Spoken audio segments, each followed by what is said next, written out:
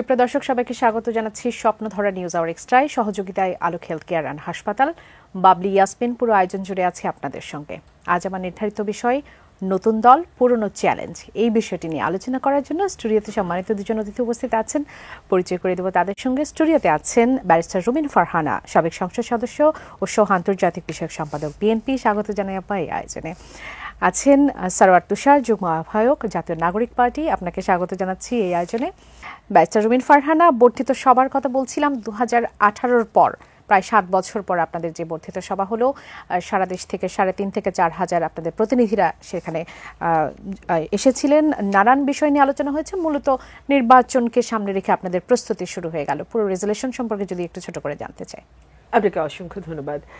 দীর্ঘ 6-7 বছর, এটা একটা লম্বা সময়, এবং সেই সময় দেশনেত্রী বেগম খালেদা জিয়া কারাগারে যাওয়ার ঠিক 4 দিন আগে আমাদের বর্ধিত সভা হয়েছিল, এবং সেখানে তিনি দলকে ঐক্যবদ্ধ রাখা, তার অবর্তমানে বা তিনি যদি জেলে যান এই সম্ভাবনার কথা তিনি যখন বলেছিলেন, তখন যেন দল সংগঠিত থাকে এবং কোনোভাবেই কোনো উস্কানিতে পা না দেয়, এই নির্দেশনা তার ছিল। এবং 7 বছর পর আবারও তিনি আমাদের সামনে আসলেন ভিডিও বার্তার মাধ্যমে, এবং তার এবারের বক্তব্যটাও যদি আপনি লক্ষ্য করেন, আপনি দেখবেন ঐক্যের কথা বারবার উঠে এসছে তার বক্তব্যে, সহিষ্ণু রাজনীতির কথা তার বক্তব্যে উঠে এসছে, এবং আগামীর পথ চলা কেমন হওয়া উচিত সকল দল মত মানুষকে নিয়ে বহুত্ববাদের যে রাজনীতি, সেটাকেও ইনক্লুসিভ পলিটিক্স যেটাকে বলে, সেটাকে নিয়েও তিনি কথা বলেছেন। এবং সার্বিকভাবে সঙ্গত কারণে এই নির্বাচনটিকে ঘিরেই আসলে সকলের জিজ্ঞাসা ছিল, সকলের কৌতূহল ছিল, এবং নির্বাচন ঘিরেই আসলে আমাদের সকল প্রস্তুতি নিয়ে আলাপ হয়েছে। দেখুন, আমরা তো বাংলাদেশের মানুষ 17 বছর, একটা লম্বা সময় মানুষ ভোট দিতে পারেনি। কি জাতীয় নির্বাচন, কি স্থানীয় সরকার নির্বাচন, কোনোটাতেই কিন্তু মানুষ তার পছন্দের প্রতিনিধি নির্বাচন করা যেটাকে বলে সেটি হয়ে ওঠেনি। সো এত বছর পর নেতাকর্মী থেকে শুরু করে দেশের আপামর সাধারণ মানুষও কিন্তু অপেক্ষা করে আছে যে তারা আসলে তাদের প্রতিনিধি নির্বাচন করবার যে অধিকার তাদের, সেটা তারা ফিরে পেতে যাচ্ছে। তো সেটিকে ঘিরেই আমাদের আলোচনা হয়েছে, এবং দলকে আরো কি করে সংগঠিত রাখা যায়, এবং ব্যক্তির চেয়ে দল এবং দলের চেয়ে দেশ বড়, বিষয়টি বারবার আলোচনা এসছে। এবং এটি আমাদের শহীদ প্রেসিডেন্ট জিয়াউর রহমান, বিএনপির প্রতিষ্ঠাতা, তার কথা যে ব্যক্তির চেয়ে দল বড়, দলের চেয়ে দেশ। এবং এটি জনাব তারেক রহমান এবং দেশনেত্রী বেগম খালেদা জিয়া তারাও কিন্তু তাদের বক্তব্যে এই বার্তাটি দেবার চেষ্টা করেছেন। আমরা নতুন দলের কথা বলছি, নতুন দলের পক্ষ থেকেও এরকম অনেক কিছুই আসলে মিল থাকে রাজনৈতিক দলগুলোর কথাবার্তার মধ্যে। যেমনটি সারোয়ার তুষারদের দল থেকেও বলা হচ্ছে যে ব্যক্তিকেন্দ্রিক নয়, দল কেন্দ্রিক নয়, আসলে বাংলাদেশের মানুষের জন্য রাজনীতি তারা করবেন, বাংলাদেশের জন্য রাজনীতি করবেন। সারোয়ার তুষার, আপনার কাছে আসি। আপনাদের নতুন পার্টির জন্য শুভকামনা থাকছে। নিবন্ধনের ব্যাপারে প্রস্তুতি কতটুকু চলছে? নির্বাচন কেন্দ্রিক প্রস্তুতি কেমন চলছে? আপনাকে ধন্যবাদ, এবং রুমিন আপাকে আমি শুভেচ্ছা জানাই। যেহেতু আমরা একটা রাজনৈতিক দল হিসেবে আত্মপ্রকাশ করেছি, ফলে আমাদের অবশ্যই লক্ষ্য থাকবে নির্বাচন কেন্দ্রিক। এবং এখন রমজান মাস চলছে, আমাদের দলীয় ফোরাম এখনও সেভাবে আমরা বসতে পারিনি, কারণ জাস্ট 2 দিন হলো। তো আমরা খুব শীঘ্রই বসবো নিজেদের মধ্যে, কিছু ইনফর্মাল বসা হচ্ছে। তো আমরা যেটা সিদ্ধান্ত নিয়েছি বা আলোচনা চলছে, সেটা হচ্ছে যে নির্বাচন কমিশনের কাছ থেকে নিবন্ধন পেতে গেলে একটা ক্রাইটেরিয়া আছে যে আপনাকে 21 জেলায় এবং 100 উপজেলায় অফিস থাকতে হয়। তো সেটা আমরা ঈদের পরে যেন এই কার্যক্রমটা দ্রুতই জানের জন্য অ্যাপ্লাই করতে পারি, সেটার জন্য কিছু ঘরোয়া হোমওয়ার্ক করা দরকার আছে। সেগুলো আমরা এই রোজার মাসে সেরে ফেলতে চাচ্ছি যাতে, এবং আমাদের যে জাতীয় নাগরিক কমিটি যেটা ছিল, সেই কমিটি তো প্রায় 400 কমিটি ছিল, ওয়ার্ড এবং থানা পর্যায়ে এই কমিটিগুলো, এবং এরা তো আসলে একটা রাজনৈতিক দল করার জন্যই এই কমিটিতে এসেছিল। তো এখন যখন পার্টি হয়েছে, তখন এই কমিটিগুলোকে পার্টিতে মাইগ্রেট করার একটা ব্যাপার আছে। তো অর্থাৎ এই প্রশ্নটি আসলে আপনার কাছে আমি করতামই যে জাতীয় নাগরিক কমিটি বা বৈষম্য বিরোধী ছাত্র আন্দোলন, এদের ভবিষ্যৎটা আসলে কি হতে যাচ্ছে, বা এগুলো বিলুপ্ত হয়ে যাবে কিনা? না, বিলুপ্ত হবে না। জাতীয় নাগরিক কমিটি একটা প্রেশার গ্রুপ হিসেবে যেটা আত্মপ্রকাশ করেছিল, সেভাবেই সেটা থাকবে। কিন্তু এখন যে সারা দেশে যে কমিটি দেখতে পাচ্ছেন, এই কমিটিগুলো হয়তো লাগবে না। এটা হয়তো শুধু ঢাকা বেসড কিংবা সর্বোচ্চ বিভাগীয় শহর বেসড একটা সিভিল সিদ্ধান্ত আছে আমাদের মধ্যে, একটা অন্তত নীতিগত সিদ্ধান্তটা নেওয়া আছে। এটা এখন একটা আনুষ্ঠানিকতাটা বাকি আর কি, যেটা একটা প্রেশার গ্রুপ হিসেবে থাকবে, যারা রাজনীতিতে বা বাংলাদেশের জনগণের জন্য কোনটা ঠিক কোনটা উচিত সেই ফরমাইশগুলো করবে, সেটা কখনো বিএনপির কেউ সমালোচনা করবে, কখনো এই জাতীয় নাগরিক পার্টিকেও সমালোচনা করবে। মানে এটা যেহেতু রাজনৈতিক দল না, ফলে সে যেটা উচিত সেই কথাটাই বলতে থাকবে আর কি। একটা প্রেশার গ্রুপ যেমন থাকে বাংলাদেশে, এরকম আমরা দেখেছি, এইটা সে ধরনের একটা প্ল্যাটফর্ম হিসেবে থাকবে। আর জাতীয় নাগরিক পার্টি তো একটা রাজনৈতিক দল হিসেবে থাকবে। বৈষম্যবিরোধী ছাত্র আন্দোলনও কথা চলছে, যেহেতু একটা বৈষম্যবিরোধী ছাত্র আন্দোলন একটা আন্দোলনের প্ল্যাটফর্ম হিসেবে বা গণ অভ্যুত্থানের প্ল্যাটফর্ম হিসেবে এটা হয়তো বৈষম্য বিরোধী আন্দোলন হিসেবে আসতে পারে। মানে ছাত্র না, ছাত্রদের প্ল্যাটফর্ম না, বৈষম্য বিরোধী আন্দোলন যারা আসলে মানে ঠিক পার্টি না কিন্তু আন্দোলনের একটা ফোর্স হিসেবে কিভাবে রাখা যায় তাদেরকে। আপনারা তো আসলে লেজার ভিত্তিক ছাত্র রাজনীতি বন্ধের কথা বারবার বলে এসেছেন, কিন্তু যখন আপনারা পার্টি হয়ে গেলেন তখন আসলে প্রশ্ন আসছে যে বৈষম্য বিরোধী ছাত্র আন্দোলন বা জাতীয় নাগরিক কমিটি তারা কি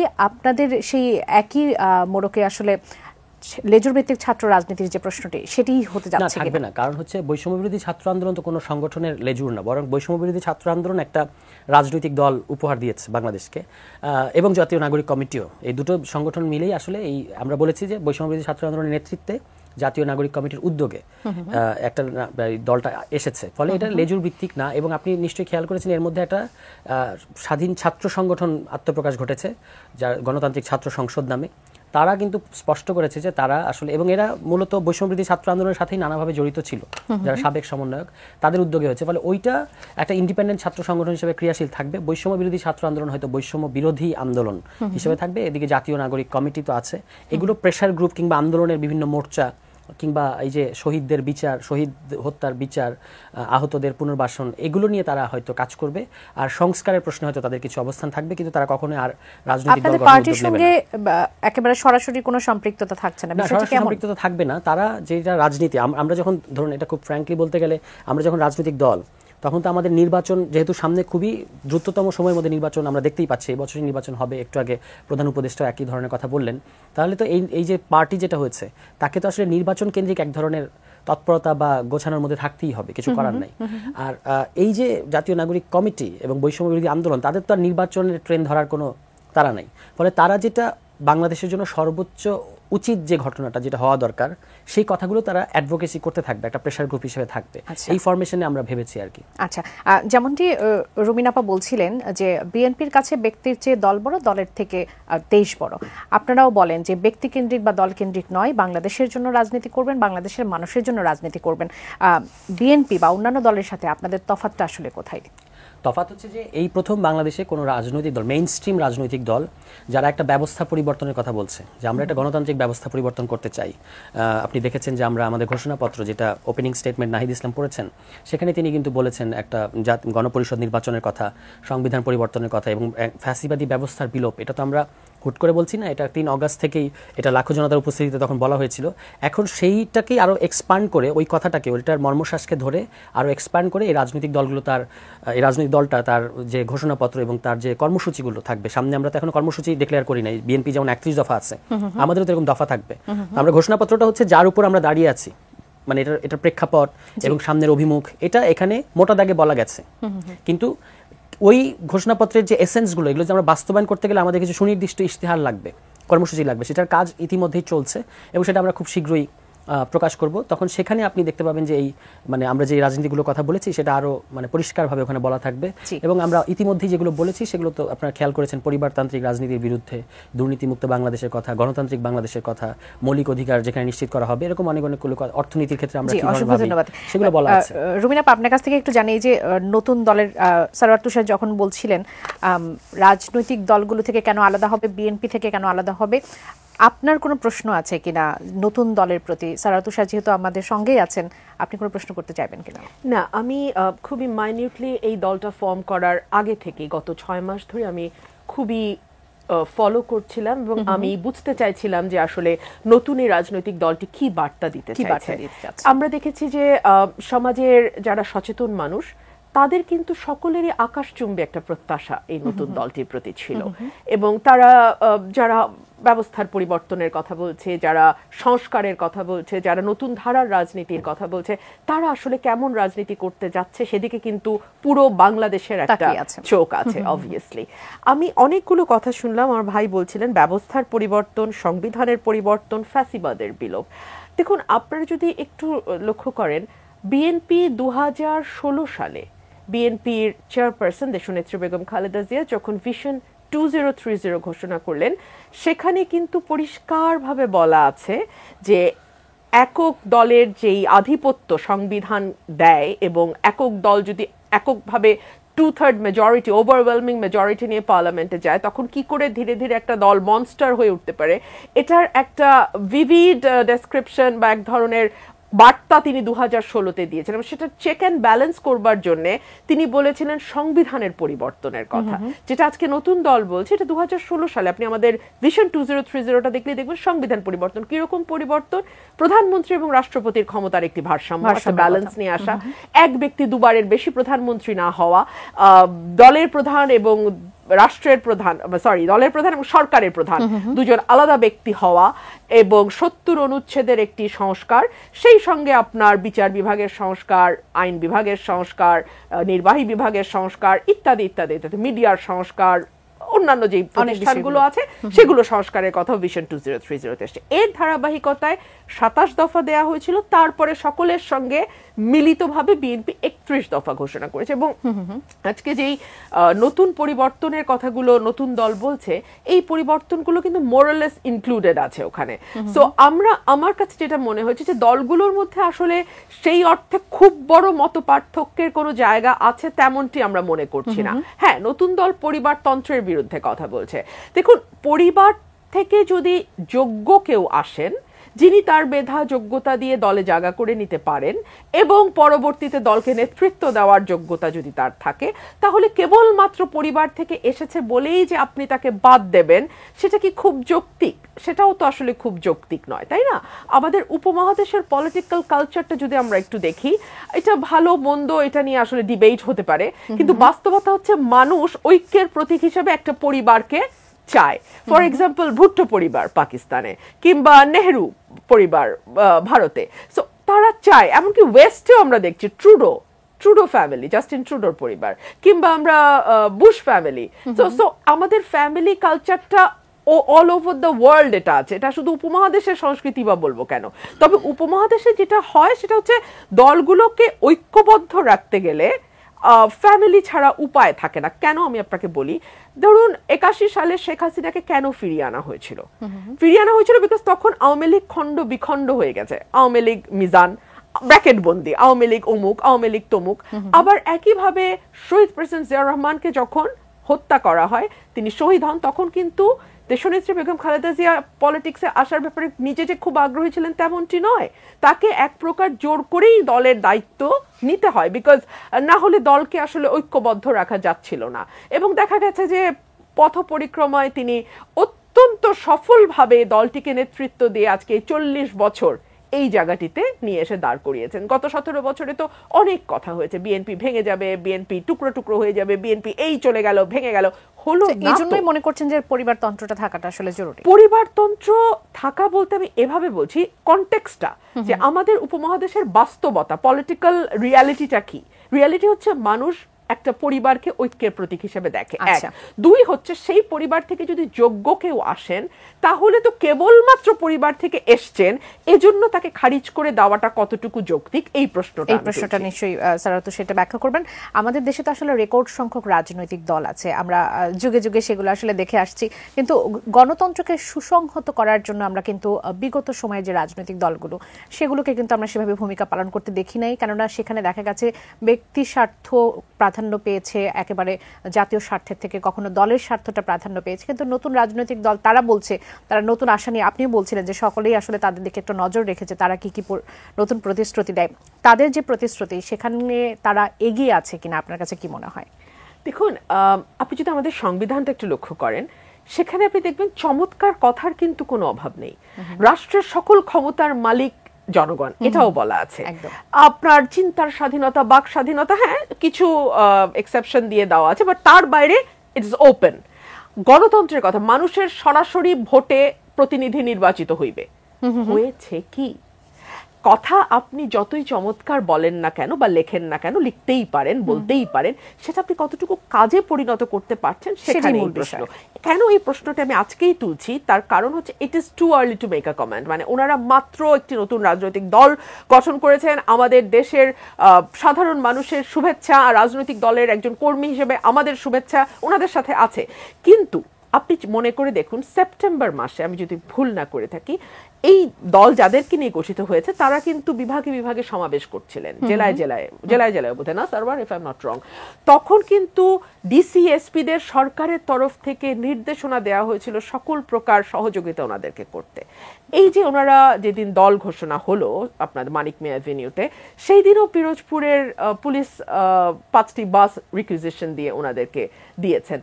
এই রাজনীতির এই যে প্রাথমিক যেই ধাক্কাটা, এটাই তো আমাকে পুরনো রাজনীতির কথা মনে করিয়ে দেয়। আওয়ামী লীগের সমাবেশের আগে বাস ভর্তি ভর্তি, সরকারি বাস ভর্তি ভর্তি করে আওয়ামী লীগের নেতাকর্মী আসতো, আর বিএনপির সমাবেশ হলে বাসের আকাল পড়ে যেত, সব বাস স্ট্রাইক করে বসে থাকতো, ওই দিন বাস চলবে না, অঘোষিত হরতাল হতো। তো এই সংস্কৃতির পুনরাবৃত্তি তো আসলে আমরা চাই না এই রাজনৈতিক দলটি করুক। প্রশ্ন আসে, এবং আরো বেশি প্রশ্ন আসে কেন বাবলি, ওনারা তো আমাদেরকে একটা প্রতিশ্রুতি দিয়েছেন আমরা পরিবর্তন আনবো। সো আমরা ডে 1 থেকে সেই পরিবর্তনটা, দেশের মানুষ সেই পরিবর্তনটা ওনাদের কাছে আশা করে, ওটাই ওনাদের ইউএসপি, ওটাই ওনাদের মূল ইউএসপি। জি, ওটা ঠিকঠাক। সারাত তুষার, যে পরিবর্তনটা দেশের মানুষ আসলে প্রত্যাশা করে, সেখানে কেন শুরুতেই এরকম বিঘ্ন ঘটছে? বিঘ্ন বলতে যদি পিরোজপুরের ঘটনাকে মিন করেন, তাহলে আমি বলবো একটু, মানে এটা তো হচ্ছে পিরোজপুরের ঘটনাটা আমি অনেক জায়গায় বলেছি, আরেকবার বলি, সরকারের তরফ থেকে এটার একটা ব্যাখ্যা দেওয়া হয়েছে। এটা এরকম না যে জেলা প্রশাসকের বা সরকারের অর্থ বলে এখানে আসা হয়েছে, কিংবা ওই বাসের জ্বালানি খরচ সরকার প্রোভাইড করেছে, বাস ভাড়া সরকার দিয়েছে, ব্যাপারটা এরকম না। যেহেতু এবং খেয়াল করবেন কয়টা বাস, 5টা বাস, 100 বাস না, 500 বাস না, ঠিক আছে। আওয়ামী লীগের কথা যেটা আপা বলেছেন, এটা ঠিক। আওয়ামী লীগের আমলে কিভাবে হতো, আওয়ামী লীগ হচ্ছে ধমক দিয়ে বাসগুলোকে এখানে নিয়ে আসতে বাধ্য করতো। কিন্তু যেহেতু ইয়াংরা পিরোজপুর থেকে এখানে ঢাকায় এই প্রোগ্রামে আসতে চায়, তারা বাস মালিকদের সাথে যোগাযোগ করেছে, কিন্তু তারা হচ্ছে আপনার এটা মানে স্বাভাবিকভাবেই ভয় পাচ্ছিল যে এটা কই যাবে, তরুণরা কোথায় না কোথায় যাবে, ইয়াংদের ব্যাপারে তো একটা ভয় থাকে, আশঙ্কা তো থাকে। সেখান থেকে হচ্ছে তারা তখন যখন দিচ্ছিল না, তখন বলছে অনুমতি লাগবে, তখন তারা শহীদ পরিবারকে দিয়ে ডিসিকে অনুরোধ করিয়েছেন, এবং ডিসি শুধু বলেছেন যে ওরা একটা প্রোগ্রামে যাবেন, আপনি এটা একটু দেখেন ফ্যাসিলিটেট করতে পারেন কিনা। খরচ থেকে শুরু করে জ্বালানি খরচ, বাস ভাড়া, বাসের খরচ, সকল খরচ তো আমরাই বহন করেছি, ঠিক আছে। তো এইটা আমি যেমন ধরুন, আপনি যদি ঢাকায় আজকে একটা সমাবেশ করেন, আপনার কি সরকারের কাছ থেকে কোনো জায়গা নিতে হবে না? বা আপনাকে গাড়িগুলো পার্কিং করতে সরকার কোনো জায়গা দেবে না? দেবে তো। তো সেটার মানে কি সরকারের কাছ থেকে আপনি সুবিধা নিচ্ছেন?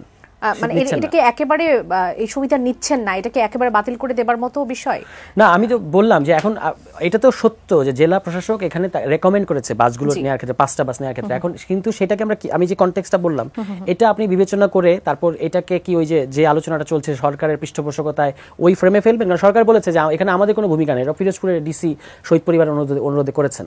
এখন তবু যে এটাকে আমরা কি সরকারি ইয়েতে, এখন আপনি ওই আপনাদের অনেক চ্যানেল কিন্তু ওখানে ছিল, আশরাফ কায়সার নিজে উনি একজন প্রথিতযশা সাংবাদিক, উনি ওখানে উপস্থিত ছিলেন, অনেকের সাথে কথা বলেছেন। সেখানে কি পাচ্ছি আমরা, প্রত্যেকে বলছে তারা নিজ গরজে এসছে, আমরাও জানি না এরা কারা। আহতরা নিজ গরজে এসছে বলেছে এরা আমাদের দল, ঠিক আছে। এখন এই পুরো জিনিসটা এটা বুঝতে হবে যে মানুষের ইমোশনটা, তরুণদের ইমোশনটা এখানে এইভাবে অ্যাটাচ করা বা জড়িয়ে আছে। একটা ঘটনা এখানে এরকম ঘটেছে, না ঘটলেই হয়তো সবচেয়ে ভালো হতো, মানে এই তর্কটা আমাদের করতে হতো না। কিন্তু যেহেতু ঘটেছে, এটা কিন্তু এটাকে কেন্দ্র করে ধরেন আমরা যদি পুরোটাকে বলতে চাই যে পুরো ঘটনাটা এরকম একটা ফেব্রিকেটেড বা মানে একটা দলকে কৃত্রিম উপায়ে গড়ে তোলা হচ্ছে, এটা ঠিক হবে না, ঠিক হবে না। একটু প্রশ্ন করি, সেটা হচ্ছে রাজনৈতিক দলগুলোর তো আসলে প্রধান শক্তি হচ্ছে জনশক্তি, বিশেষ করে তৃণমূলের জনশক্তিটা সব থেকে বড় শক্তি হিসেবে কাজ করে। সেক্ষেত্রে দলের ভেতরের কোন্দল কিন্তু পুরনো যে দলগুলো আছে কম বেশি সেটা আমরা দেখতে পাই। আপনাদের মধ্যেও নিজেদের মধ্যে যারা বৈষম্য বিরোধী ছাত্র আন্দোলন বলি, জাতীয় নাগরিক কমিটি বলি, সারা দেশব্যাপী যারা এই আন্দোলনে মুখ্য ভূমিকা পালন করছে, তাদের মধ্যেও যারা বিভিন্ন জায়গা থেকে আমরা দেখেছি কিছুটা কোন্দলের আভাস কিন্তু আমরা দেখেছি। বিশেষ করে বেসরকারিদের সঙ্গে একটা কোন্দলের ব্যাপার আমরা অতি সম্প্রতি আসলে দেখতে পেয়েছি।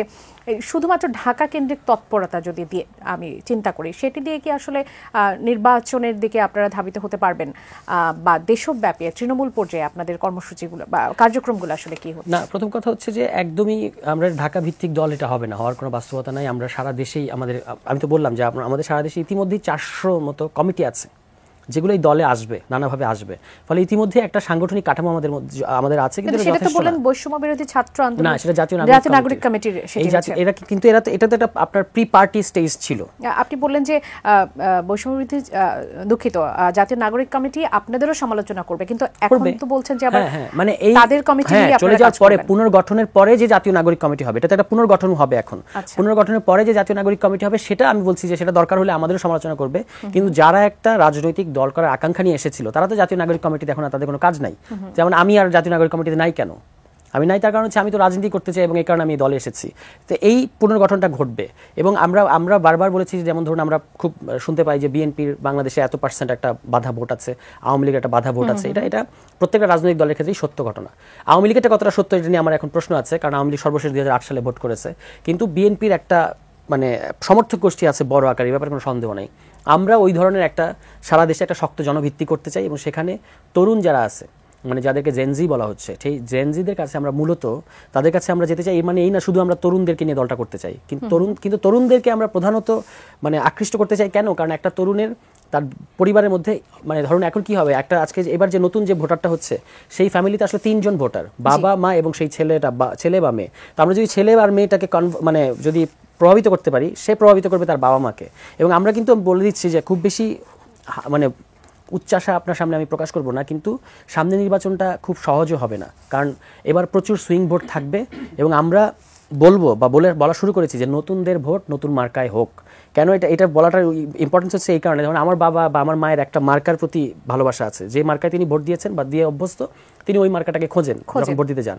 কিন্তু এবার যে বিপুল সংখ্যক নতুন ভোটার আসছে, তাদের তো কোনো মার্কার প্রতি ওই ইয়েটা নাই, অ্যালাইনমেন্টটা নাই, তাদের জন্য একটা নতুন মার্কা। তো আমরা যখন যদি বলা শুরু করি যে নতুনদের ভোট, এটা তো ইলেকশন ক্যাম্পেইনে প্রত্যেকটা দলের স্ট্র্যাটেজি থাকবে।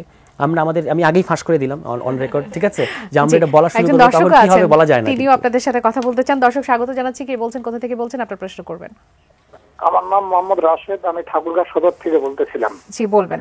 আমার প্রশ্ন হচ্ছে, এরা যে নতুন দল করলো, এদের অর্থটা কোথা থেকে আসছে? এক, দ্বিতীয়ত, এই যে আন্দোলনের সময় অনেক যুদ্ধাহত ভাই হাত পা হারাইছে, এদের এটা গুরুত্ব দেয় না, এদের খোঁজ খবর এনে না, হুট করে নতুন রাজনৈতিক দল নিয়ে ব্যস্ত।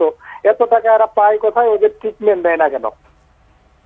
আপনাকে ধন্যবাদ। থাকুন আমাদের সঙ্গে। আরো একজন দর্শক আছেন, তার প্রশ্নটি নিতে চাই। দর্শক স্বাগত জানাচ্ছি। কে বলছেন, কোথা থেকে বলছেন, আপনার প্রশ্ন করবেন।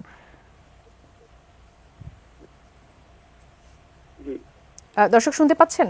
জি জি, আমার নাম ইউনুস, আমি নাটক থেকে বলছিলাম। জি বলবেন, আপনার প্রশ্নটি করবেন। জি, আমার প্রশ্ন ছিল তুষার সাহেবের কাছে। আমরা হলো যে কোটা আন্দোলন করলাম 71 সালে, যে মুক্তিযোদ্ধাদের সন্তানদের যে কোটা ছিল, সেই কোটা বাতিলের জন্য, মেধার জন্য আন্দোলন করা হলো, নিঃসন্দেহে ধন্যবাদ, এবং একজন ফ্যাসিস্ট সরকারকে বিতাড়িত করা হলো, জন্য ধন্যবাদ পাওয়ার যোগ্য তারা। এখন দেখলাম মাউসি একটা বিজ্ঞাপন দিছে যে ভর্তির ক্ষেত্রে, সরকারি প্রতিষ্ঠানে ভর্তির ক্ষেত্রে 5% পাবে এই জুলাই মুক্তিযুদ্ধে যারা হলো আত্মদান করছে বা শহীদ হয়েছে, যে ভাষাতেই বলি। তাহলে কি আমরা আবার সেই কোটাতেই ফিরে গেলাম না? তাহলে 71-এর মুক্তিযোদ্ধাদের কি দোষ ছিল? আরো একজন আছেন, এই প্রশ্নটি নিয়ে আমি এই অংশটুকু শুরু করতে চাই। দর্শক স্বাগত জানাচ্ছি। কে বলছেন, কোথা থেকে বলছেন, আপনার প্রশ্নটি করবেন। আমি আব্দুল ওয়াহাব মন্ডল, রাজবাড়ী থেকে বলছিলাম। জি বলবেন। আমি রুবিন সুফানের কাছে প্রশ্ন রাখতে চাই যে ওনারা যে এই নতুন দল সম্পর্কে ওনারা যে চ্যালেঞ্জ মোকাবেলা করছেন কিনা, ওরা জামাত যেহেতু ওনাদের থেকে আলাদা দল করেছে, এই নতুন দলকে ওনারা চ্যালেঞ্জ মোকাবেলা করছেন কিনা? অসংখ্য ধন্যবাদ। থাকুন আমাদের সঙ্গে। এই প্রশ্নের উত্তর দিয়ে একটু এই অংশটা শুরু করি। রুমিন আপা, ফাঁকা মাঠে গোল দেবার সুযোগ তো আসলে এখন আর নেই, কেননা জামাত আপনাদের সঙ্গে নেই এবং নতুন দল তারা কিন্তু বেশ জোরে সোরেই আসলে তারা চলে এসে, তাদের জনসমর্থনটা এখন অন্য পর্যায়ে, কেননা জেনজি আছে তাদের পাশে। আপনারা কি চ্যালেঞ্জ অনুভব করছেন কিনা? দেখুন, ফাঁকা মাঠে গোল দেওয়ার অভ্যেসটা আওয়ামী লীগের ছিল এবং এই অভ্যেসের চর্চা তারা এখন থেকে না, জেনজি তো একদম নতুন জেনারেশন, ওরা হয়তো জানে না 73 সাল থেকে তারা বিসমিল্লাহ করেছিল ফাঁকা মাঠে গোল দেওয়ার চেষ্টা। সেই সময় জাসদ এবং কিছু স্বতন্ত্র প্রার্থী, যার মধ্যে আমার বাবা একজন, ব্রাহ্মণবাড়িয়া থেকে, জেতার পরে তাকে পরের দিন বিজয়ী ঘোষণা করা হয়, রাতে পরদিন সকালে তাকে পরাজিত করা হয় এবং তাকে বলা হয় কি ওলি আহাদ জিতলা না আমাকে ছাড়া, শেখ মুজিবুর রহমান বলেছিলেন। সো এগুলো ওনাদের চর্চা, ওনাদের অভ্যেস। বিএনপি তো সেই দল যার হাত ধরে শহীদ প্রেসিডেন্ট জিয়াউর রহমানের হাত ধরে বাংলাদেশে সকল রাজনৈতিক দল আবার নতুন করে রাজনীতি করার সুযোগ পায় বাংলাদেশে, বিকজ তার আগে তো বাকশাল কায়েম করে গিয়েছিল আওয়ামী লীগ। সেখান থেকে আওয়ামী লীগ তার নিজের নামে আবার রাজনীতি করা শুরু করে শহীদ প্রেসিডেন্ট জিয়াউর রহমানের কল্যাণে। সেখান থেকে জামাত ইসলাম রাজনীতি করা শুরু করে। সুতরাং আজকে যে দলগুলো আমরা দেখছি একেবারে নতুন গঠিত দল কয়েকটি ছাড়া, যে দলগুলো পুরনো যেগুলো আছে তারা সকলেই কিন্তু সেই সময়েই তৈরি, সেই সময় আবার নতুন করে রাজনীতি করা শুরু করে। সেই জায়গা থেকে আপনি যদি দেখেন বিএনপি এই চ্যালেঞ্জ নিতে ভালোবাসে, বিএনপি চ্যালেঞ্জ মোকাবেলা করতে ভালোবাসে, বিকজ বিএনপি কখনো মনে করে না যে ফাঁকা মাঠে গোল দিয়ে গণতন্ত্র রক্ষা করা যায়। বিএনপি কখনো মনে করে না আমি দামি তুমি মিলে একটা ভোট করে ফেলা যায়। বিএনপি কখনো মনে করে না যে বহুত্ববাদকে বাদ দিয়ে কেবলমাত্র আমার কণ্ঠটি এবং আমার কণ্ঠটি একমাত্র কণ্ঠ হিসেবে থাকবে, এটা বিএনপি মনে করে না। বিএনপি মনে করে না যে হয় তুমি আমার বন্ধু না হলে তুমি আমার শত্রু, মানে এই দুটোর মাঝখানেও যে একটা গ্রে এরিয়া আছে, আশা করি বিএনপি সেটা বুঝতে পারে।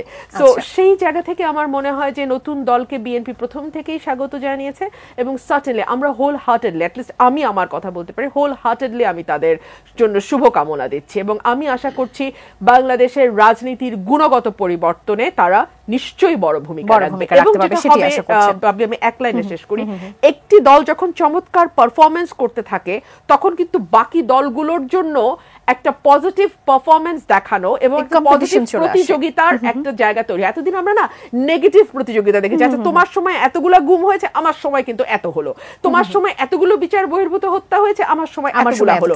এই যে নোংরামের প্রতিযোগিতা, মানে তুমি কতটুকু নোংরা না আমি তার চেয়ে আরেকটু বেশি নোংরা, আমি তার চেয়েও বেশি নোংরা, এই জায়গাটা থেকে বেরিয়ে এসে তুমি কতটা ভালো দেখো তার চেয়ে আমি আরো কতটুকু ভালো, এটা যদি হয় রাজনীতি অনেকখানি সুস্থ ধারায়। একটা প্রশ্ন নিয়ে একটু সারাতোষের কাছে যেতে চাই, রুমিনা আপার কাছে রাখতে চাই। সুষ্ঠু নির্বাচনের ব্যাপারে সরকার প্রতিশ্রুতিবদ্ধ, ডিসেম্বরের মধ্যে ভোটের সম্ভাবনা। ইউ প্রতিনিধিকে ডক্টর ইউনূস আজকে এই কথাটি বলেছেন।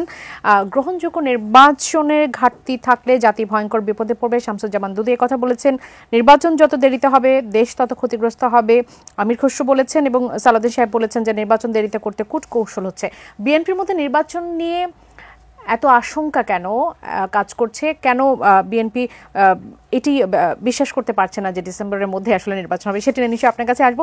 সারাতোষে আপনার কাছে দুজন দর্শক ছিলেন ঠাকুরগাঁও থেকে, রাশেদ জিজ্ঞেস করেছিলেন আপনাদের দলের অর্থের যোগান সম্পর্কে এবং আন্দোলনে যারা হতাহত হয়েছে তাদের দিকে আসলে আপনারা সেভাবে খেয়াল করছেন না বা তাদের গুরুত্ব দিচ্ছেন না, সেটা নিয়ে আক্ষেপ প্রকাশ করেছেন। না, প্রথম কথাটা হচ্ছে, আমি দ্বিতীয় প্রশ্নটা আগে বলি যে আহতদের, আমরা এটা একদমই ঠিক অভিযোগ না, আমি বিনয়ের সাথে তার সাথে দ্বিমত করতে যাই প্রশ্নকর্তার সাথে। আমরা আমাদের স্কোপের মধ্যে যতটুকু সম্ভব আহতদের যে কোনো সমস্যায় আমরা সবসময় থেকেছি এবং এই কারণে আপনি দেখবেন যে একটা বড় আমাদের যে কোনো প্রোগ্রামে কিন্তু আহত এবং শহীদ পরিবার বিপুল সংখ্যায় উপস্থিত থাকে। আমাদের কমিটিতেও তারা আছেন, মানে এই যে পার্টির কমিটিতেও তারা আছেন, কারণ তারা এই দলটাকে, মানে তারা দল করুক বা না করুক, আপনি যেমন ফারহানের বোন, শহীদ ফারহান রেসিডেন্সিয়ালে তার বোন, বাচ্চা একটা মেয়ে, সে আমার সাথে দেখা হয়েছে বিভিন্ন প্রোগ্রামে এসে বলতেছে যে আপনারা কবে দল করবেন এবং আমার ভাইয়ার কি হবে, এই ইত্যাদি, মানে তাদের ইমোশনটা মানে একদম তারা আমাদের সাথে আছে। কিন্তু বাকিটা হচ্ছে কোনো কোনো ক্ষেত্রে চিকিৎসা দেওয়ার ক্ষেত্রে বা চিকিৎসা বা অন্যান্য ইয়ের ক্ষেত্রে সরকারের হয়তো কিছু ম্যানেজমেন্টের ঘাটতি আছে। রাস্তায় বারবার নামছে কারা?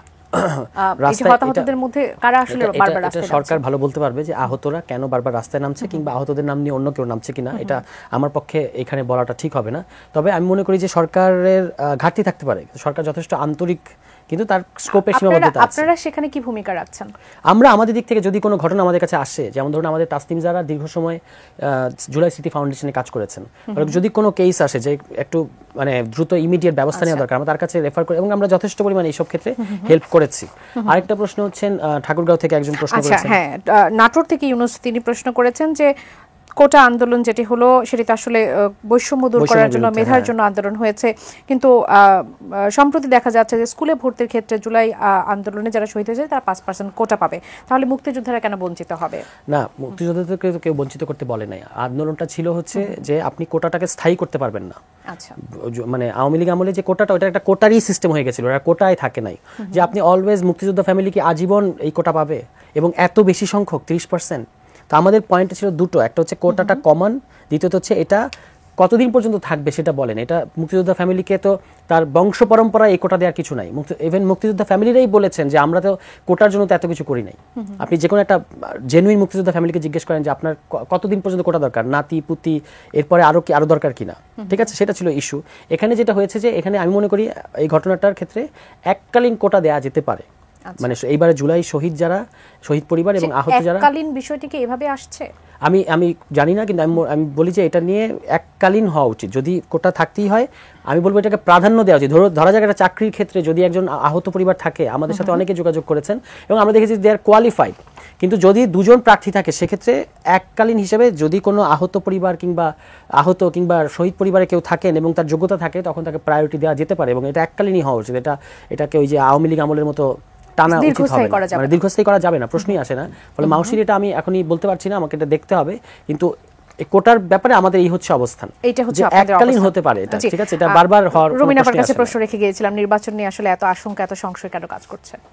দেখুন, নির্বাচন নিয়ে আশঙ্কা চেয়ে বড় বিষয় হয়ে দাঁড়াচ্ছে, আমরা ভাবছি দেশের মানুষের মধ্যে একটি ধারণা তৈরি হচ্ছে এই সরকারটি কি নতুন রাজনৈতিক দলের ব্যাপারে কিছুটা বায়াসড, এই সরকারটি কি তাদেরকে প্যাট্রোনাইজ করবার চেষ্টা করছে। অনেকগুলো কারণে প্রশ্ন এসছে। দেখুন, আমরা কিন্তু শুরু থেকেই বিএনপির অ্যাক্টিং চেয়ারম্যান এবং বিএনপির মহাসচিব দুজনেই কিন্তু টপ লেভেলের বিএনপির, এবং ওনারা সবসময় বলেছেন যে আমরা এই সরকারটি আমাদের এবং এই সরকার কোনোভাবে ব্যর্থ আমরা হতে দেব না। এবং বিএনপি কিন্তু দীর্ঘ সময় 6 মাস 7 মাস হয়ে যাচ্ছে প্রায়, এখনো কিন্তু সেই অর্থে বিএনপি আন্দোলন করা বা কোনোভাবে সরকারকে ডিস্টার্ব করা সেই জায়গায় বিএনপি একেবারেই যায়নি, সরকারকে যথেষ্ট কোঅপারেট করবার চেষ্টা করেছে। বাট আমরা দেখতে পাচ্ছি, ধরুন আমাদের যিনি প্রধান উপদেষ্টা, তিনি কোন উপদেষ্টাদের ব্যাপারে কথা বলতে গিয়ে বলছেন তারা মাস্টার মাইন্ড, তারাই এটা করেছেন। তিনি আবার যখন বিদেশে সাক্ষাৎকার দিচ্ছেন ওয়ার্ল্ড ইন্টারন্যাশনাল মিডিয়াতে, তিনি বলছেন যে আমি বলেছি তাদেরকে দল করতে, তারা আমাকে জিজ্ঞেস করেছিল আমরা কি পারবো, তিনি বলছেন না তোমাদেরকে তো সবাই চেনে এবং তোমাদের কি আসতে হবে। সো এক ধরনের পক্ষপাতিত্বকে আপনি খেয়াল করছেন না। নাহিদ ইসলাম যখন সরে আসলেন তখন ওনার প্রধান প্রেস সচিব যিনি শফিক সাহেব, উনি বললেন he will be hour next prime minister, মানে অদূর ভবিষ্যতে সে প্রধানমন্ত্রী হতে পারে। সো এই কথাগুলো জনমনে এক ধরনের পারসেপশন তৈরি করে যে এই সরকারটি হয়তোবা নতুন রাজনৈতিক দলকে পৃষ্ঠপোষকতা দিচ্ছে বা একটা স্পেস দিতে চাচ্ছে। এখন ওনাদের যে বক্তব্য, ডিসি এসপি প্রশাসনে যারা আছে, যারা নির্বাচনটি পরিচালনার দায়িত্বে থাকে, ওনারা কতটুকু মিন করছেন বা কতটুকু প্যাট্রোনাইজ করার জন্য বলছেন আমি জানি না, কিন্তু বার্তাটা কি যাচ্ছে মাঠ পর্যায়ে বার্তা যাচ্ছে যে প্রধান উপদেষ্টা এবং তার উপদেষ্টা পরিষদ তারা হয়তো বা চাইছে যে এই দলটি ভালো করুক নির্বাচনে, এই বার্তা ভালো প্রস্তুতি নিয়ে আসুক, ভালো, হ্যাঁ একদম। সুতরাং এই বার্তাটি কিন্তু মাঠ পর্যায়ের প্রশাসনকে বায়াসড করার জন্য, কোনো একটি দলের প্রতি টিল্টেড হয়ে যাওয়ার জন্য যথেষ্ট এই বার্তা। তো আমরা মনে করি যে এই জায়গাগুলো থেকে এই ধরনের বার্তা যদি ক্রমাগত আসতে থাকে তখন অবশ্যই অন্যান্য যে রাজনৈতিক দল আছে তাদের সকলকেই ভাবতে হবে যে আবারও আরেকটি, মানে যেটাকে সত্যিকার অর্থে কেয়ারটেকার গভর্নমেন্ট বলে, for the election for only 3 months period, ওই সময়ের জন্য আনবে কিনা। ধরুন নাহিদ ইসলাম তো নতুন দলে যুক্ত হয়েছেন, একেবারে টপ পজিশনে উনি গেছেন, কিন্তু আরো দুজন কিন্তু আছে ইয়াং, ওনারা আসবেন কিনা আমরা জানি না, এখনো কিন্তু এই বিষয়টি পরিষ্কার না। ওনারা কিন্তু এখনো সরকারে রয়েই যাচ্ছেন এবং সরকারের সকল সুযোগ সুবিধা ওনারা পাচ্ছেন। ইভেন স্থানীয় সরকার মন্ত্রণালয়, যেটা আসলে সকল কিছুর কেন্দ্রবিন্দু, সেটাও কিন্তু ওনাদের হাতে আছে। এবং আমাদের একজন উপদেষ্টা রিসেন্টলি বলেছেন যে আমরা জানি না যে আমরা আসলে ভবিষ্যতে পলিটিক্সে যুক্ত হব কিনা। এই কথাগুলো এক ধরনের অস্বস্তি তৈরি করছে। এই ব্যাপারে কি আপনি উত্তর দিতে চাইবেন যে আপনাদের যে দুজন প্রতিনিধি ইতিমধ্যে সরকারে আছে তারা কি আপনাদের সঙ্গে রাজনীতিতে যুক্ত হচ্ছেন কিনা, বা যেহেতু রুমিনাপা বলছিলেন যে সরকারের তো সকল ধরনের সুযোগ সুবিধাই তারা আসলে এখন উপভোগ করছেন। আচ্ছা, তারা যেহেতু উপদেষ্টা তারা তো সরকারের সুযোগ সুবিধা পাবেনি, আর তারা আমাদের পরিচিত, কিন্তু তারা আমাদের প্রতিনিধি হিসেবে সরকারে নাই, তারা গণ অভ্যুত্থানের প্রতিনিধি হিসেবে আছে।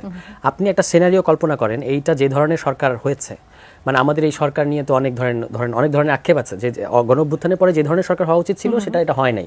এটা যে এখনো যে আমরা এটাকে গণ অভ্যুত্থানের সরকার ভাবতে চাই, এটা কারণ হচ্ছে এরা আছে, তার মধ্যে থেকে একজন আবার চলে এসেছে, এবং আসার মধ্যে সরকারের সাথে আমাদের সম্পর্ক আরো আলগা হয়েছে।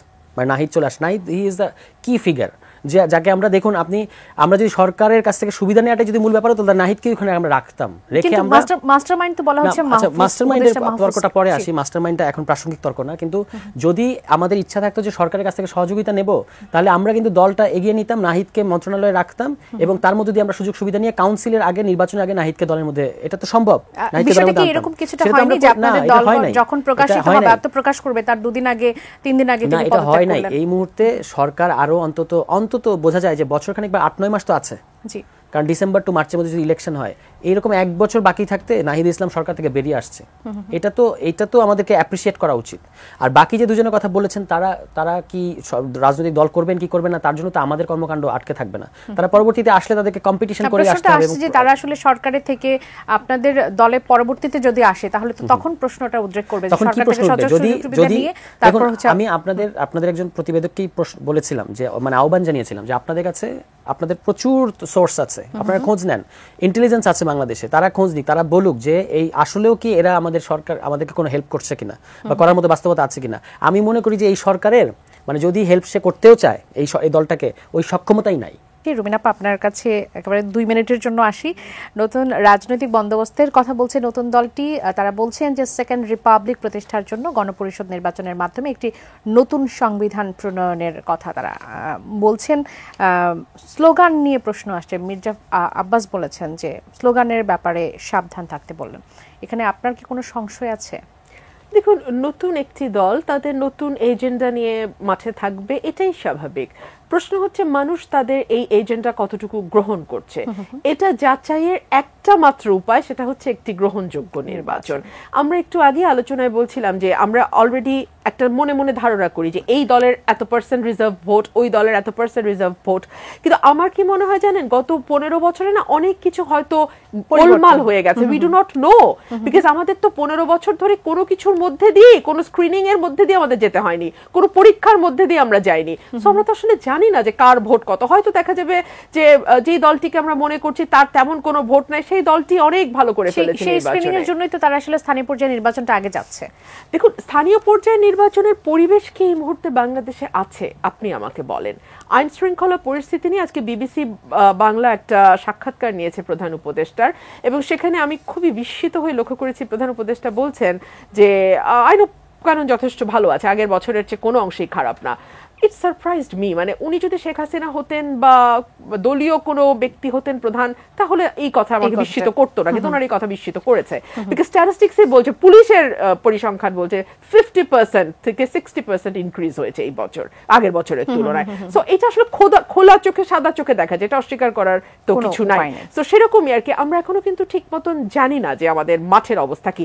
নতুন দল তাদের নতুন তর্ক, নতুন বিতর্ক, নতুন এজেন্ডা সামনে আনবে, মানুষ সেটাকে কতটুকু গ্রহণ করবে এটা মানুষের হাতে। ধন্যবাদ সারা তুষার। একেবারে শেষ 2 মিনিট আপনার জন্য, সেটি হচ্ছে যে এই স্ক্রিনিং করার আপনারা আসলে কি ধরনের কোন বিষয়টিকে প্রেফার করছেন? কেননা তৃণমূলের যে প্রশ্নটি আমি শুরুতে করছিলাম যে তৃণমূলে আপনাদের সেভাবে নিশ্চয়ই এখনো গুছানো বা প্রস্তুতি আসলে হয়নি, আপনারা সেজন্যই কি স্থানীয় নির্বাচনটা আগে চাচ্ছেন? তাহলে বলেন যে তৃণমূলে যেহেতু আমরা গোছানো নাই, তাহলে স্থানীয় সরকারে আমাদের লাভটা কি? তবু তো আমরা স্থানীয় সরকারের কথা বলেছি। এখন যদি আপনি 1 সপ্তাহের মধ্যে স্থানীয় সরকার নির্বাচন দেন, তাহলে তো বিএনপির সেই প্রস্তুতি আছে যে তাদের, যেহেতু তারা একটা বড় দল এবং সর্বত্রই তাদের সাংগঠনিক কাঠামো আছে, তারাই ওখানে দ্রুততম সময়ের মধ্যে ইলেকশন পার্টিসিপেট করতে পারবে। আমাদের বরং প্রার্থী খুঁজতে হবে, তাই না? ফলে এটা যেটা বলা হচ্ছে যে স্থানীয় সরকার নির্বাচন আগে হলে আমাদের সুবিধা বা জাতীয় সরকার নির্বাচন পরে হোক ইত্যাদি, এইটা না। ব্যাপারটা হচ্ছে যে স্থানীয় প্রশাসনে একটা দারুণ রকমের শূন্যতা আছে এবং জনপ্রতিনিধি নাই। এতদিন যারা ছিল আওয়ামী লীগের সাথে, তারা তো পলাতক সব। ফলে এখন আপনি ইউএনওরা অতিরিক্ত পাওয়ারফুল হয়ে গেছে, ঠিক আছে? এই জন্য আমরা বলেছি যে স্থানীয় সরকার নির্বাচনটা দেন, কিন্তু সারা দেশে একসাথে দেওয়ার দরকার নেই। কিছু জায়গায় দিয়ে আমরা টেস্ট করতে পারি যে আইন শৃঙ্খলা পরিস্থিতি কী ধরনের দাঁড়ায় এবং নির্বাচন কমিশনের ভূমিকাটা কি হয়, স্থানীয় প্রশাসনের ভূমিকাটা কীরকম হয়। বিএনপি তো নিরপেক্ষতা নিয়ে অনেক উদ্বিগ্ন, আমরাও উদ্বিগ্ন। তো আমরা তো দেখতে চাইবো যে এই প্রশাসন আসলে কতটা নিরপেক্ষতা বজায় রাখতে পারে ইলেকশনের মুহূর্তে আসলে। এই সকল কারণে স্থানীয় সরকার নির্বাচনটা অন্তত কিছু জায়গায় হওয়া উচিত দ্রুততম সময়ে মনে করছেন। অসংখ্য ধন্যবাদ রুমিন ফারহানা, ধন্যবাদ সারা তুষার আমাদের আয়োজনে যুক্ত হওয়ার জন্য। দর্শক, এতক্ষণ আপনারা যারা আমাদের সঙ্গে ছিলেন, আগামী পর্ব দেখার আমন্ত্রণ জানিয়ে যেখান থেকে বিদায় নিচ্ছি। ধন্যবাদ সবাইকে, শুভরাত্রি।